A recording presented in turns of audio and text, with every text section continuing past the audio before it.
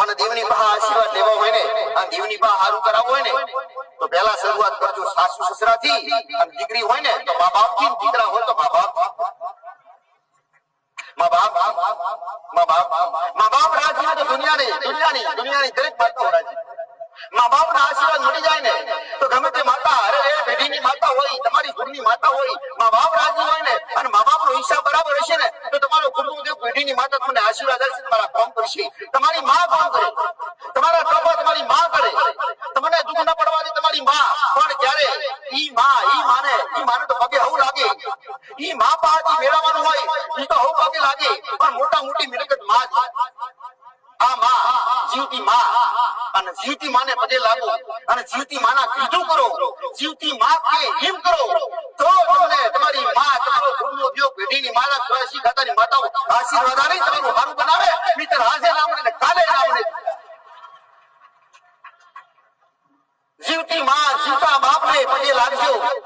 અરે પગે ના લાગીએ તો કોઈની, અરે નેના બાપ ના મોટા, અરે નેના બાપ ના, અરે નાથી જો દીકરા તમે કદાચ મા બાપ ને પગે લાગતો શરમાતા હોય, કદાચ હાહુ ને પગે લાગતો શરમાતી હોય ને ઈ કદાચ કદાચ સુખી ના થાય. કદાચ સુખી ના થાય.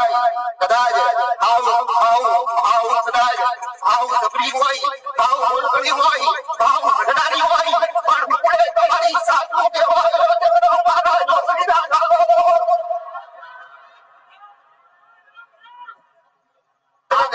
માય 200 રૂપિયા માંગ્યા હોય ને બેટા હાલતો જાજે, કદાચ ના હાલે.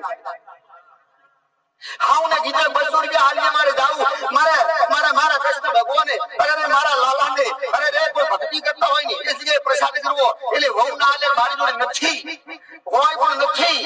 અને અરે રે હારી હોટલમાં ખાવું હોય ને, હારી હોટલનું પાર્સલ મંગાવીને ખાવું હોય ને ઈ વહુ નું કામ. ઈ વહુ ખાય, એની વસ્તુ એના બાળકો ઈ ખાય. પણ હાઉ ને આલવાના થાય ને એટલે કાઠા પડી જાય, અને કદાચ તકલીફો પડે ને એટલે જાય, તકલીફો પડે એટલે જાય માતાઓ બહા. અને મારા જેવી કોઈ માતા આવે ને ઈ માતાના બહા આવી અને 500 રૂપિયાની સુંદરી ઉડાડે ના ઉડાડે, ઈ 500 રૂપિયાની સુંદરી ઉડાડે, 200 રૂપિયાનો પ્રસાદ કરે, અને આવા જવાનું 200-300 રૂપિયા ભાડું થાય, એક દિવસમાં 1000 ખર્ચી નાખે.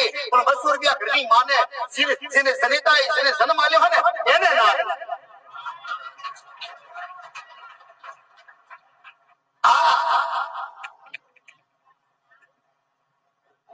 હિસાબ કરજો દીકરા, હિસાબ કરજો.